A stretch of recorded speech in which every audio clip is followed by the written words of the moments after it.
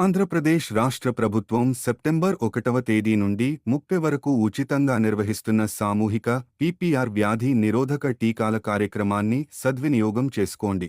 PPR వ్యాధి virus క్రిముల వల్ల వస్తుంది. చిన్న పిల్లలకి ఎక్కువగా సోకుతుంది పెద్దవాటి కంటే. కానీ మందలో ఒకసారి ప్రవేశించిన తర్వాత 100% కూడా అన్ని గొర్రెలకు అంటుకునే ప్రమాదం ఉంది.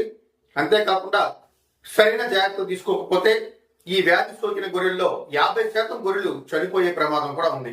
ముందుగా ముక్కు నుంచి స్రవాలు కారణం అనేది గమనిస్తాం. ఎక్కువగా దగ్గుతూ తుమ్ముతూ ఉంటాయి. ఆ తర్వాత నోటిలోను నాలుగు పైన పుండ్లు అనేవి ఈ విధంగా ఏర్పడతాయి. ఈ వ్యాధి సోకిన గొర్రెల్లో డయేరియా అనేది ఉంటుంది. హిందీ లేదా వ్యాధి సోకిన అనుమానం ఉంది అనుకున్న మందలో ఎట్టి పరిస్థితుల్లో కూడా టీకాలు వేయకూడదు. ఈ లక్షణాలు లేని గొర్రె పిల్లల్ని కానీ గొర్రెల్ని కానీ కొనుక్కున్నట్లయితే మీ ఫార్మ్ అనేది లాభదాయకంగా ఉంటుంది.